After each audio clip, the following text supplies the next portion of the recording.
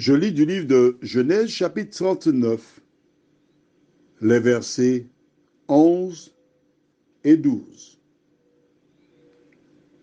Un jour qu'il était entré dans la maison pour faire son ouvrage, et qu'il n'y avait là aucun des gens de la maison, elle le saisit par son vêtement en disant « Couche avec moi ». Il lui laissa son vêtement dans la main et s'enfuit au dehors. Prions. Notre Seigneur et notre Dieu, alors que nous continuons la découverte de ta parole, Saint-Esprit, merci pour ta présence. Merci de nous éclairer. Nous t'avons prié au nom de Jésus pour ta gloire éternelle. Amen. Madame Potiphar a joué le jeu de la séduction. Joseph ne s'est pas laissé faire. Il a répondu à cette dame, au verset 9, la fin, « Comment ferais-je un aussi grand mal et pécherais-je contre Dieu ?» Elle a entendu, mais elle n'est pas prête à lâcher prise. Elle persiste, elle signe, parce qu'au verset 10, la Bible dit, « Quoiqu'elle parlait tous les jours, chaque jour que Dieu fait à Joseph. » À un moment donné, elle ne parlait plus. Elle le regardait avec le mouvement de la tête et des yeux, le menton, comme les petits enfants lorsqu'ils sont passés près du magasin de jouets, puis ils ont vu un jouet qui plaît. Maman, achète un jeu pour moi. Et maman. À un moment donné, il ne dit plus, achète un avec la tête. Il te regarde et puis il te fait, tu as compris déjà. Tous les jours, tous les jours, tous les jours. Et ne lâche pas prise.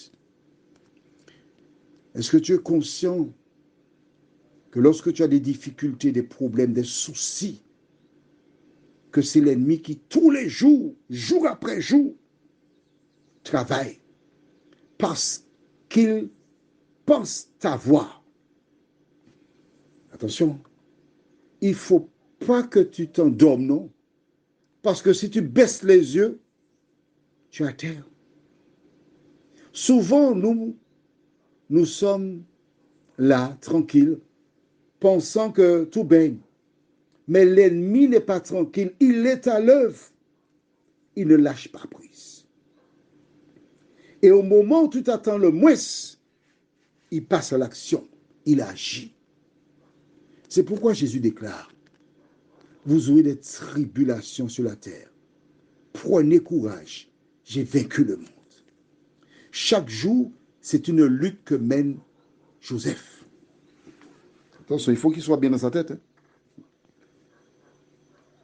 Et Joseph a de multiples raisons pour ne pas être bien dans sa tête, humainement parlant. Premièrement, il peut dire alors, Seigneur, tu as laissé mes frères me vendre comme esclave alors. Tu m'as abandonné. La dame est en train de me chercher depuis un moment là. Je vais la faire rester tranquille. Je vais la faire me respecter. Je vais satisfaire sa demande. Parce que tu m'as abandonné. Je t'abandonne aussi. D'accord? Le contexte fait qu'il aurait pu penser ainsi. Le contexte veut que cette dame qui est sa patronne insiste. Et il est un esclave. Il court des risques. Mais qu'importe.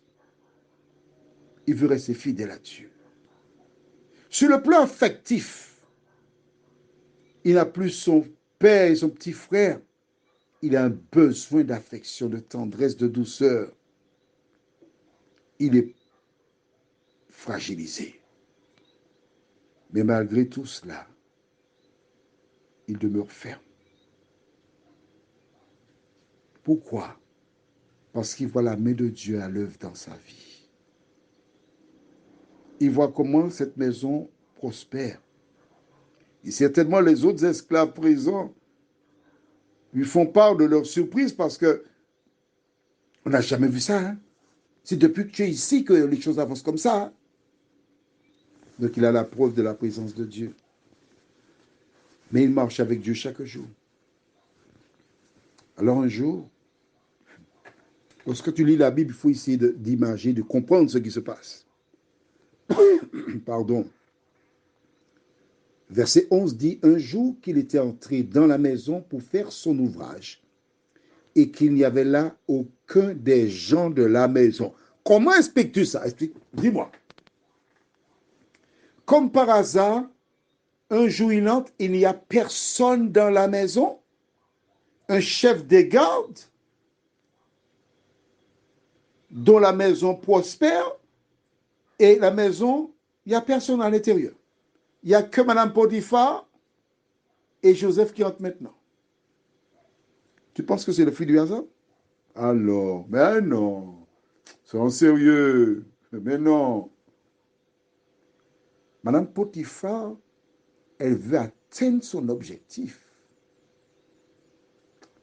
Elle s'est organisée pour donner congé au personnel. Mais si,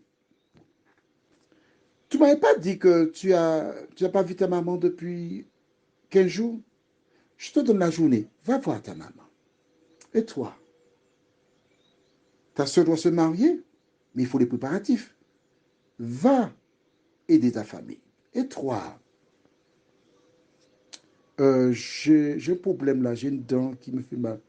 Écoute, prends la journée, va voir le dentiste. Ne te presse pas, fais-toi plaisir. Je te donne la journée. Et toi? Et au fur et à mesure, toutes les personnes avaient des raisons légitimes de ne pas être à la maison. Puis il y a celle qui s'occupe de sa toilette.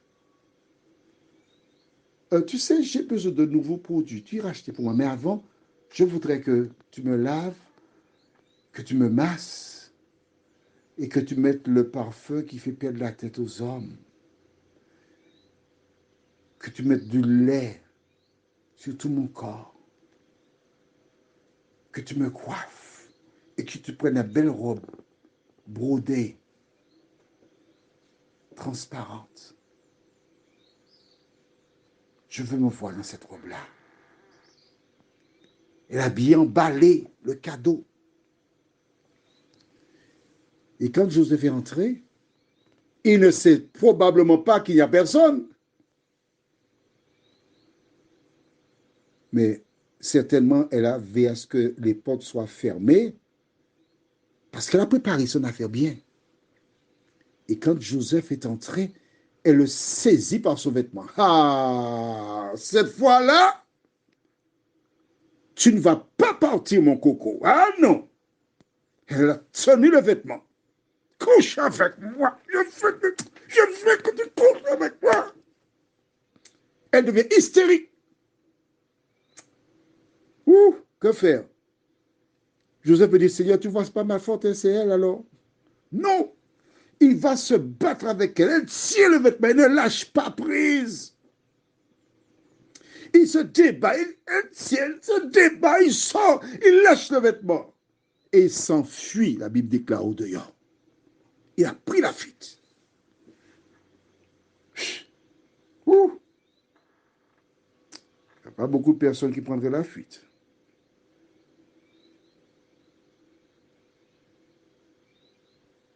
Mais c'est ce que Dieu a fait pour lui. Il sait ce que Dieu fait pour lui. Prions. Seigneur, nous te remercions pour la Bible qui nous parle, qui nous éclaire, qui nous montre le chemin. Merci pour ta parole, ô Dieu. Merci de nous aider à avoir une relation intime avec toi, car c'est seulement lorsque nous avons une relation de ce type que nous pouvons demeurer fermes devant la tentation. Seigneur, je te prie pour toutes celles et ceux qui ont succombé, qui se rappellent de l'histoire de David, qui succomba, mais qui se releva. Merci Seigneur, de créer en nous un cœur pur, de renouveler nos pensées et de nous aider à tirer des leçons du passé, nous t'en prions. Au nom de Jésus et pour ta gloire éternelle.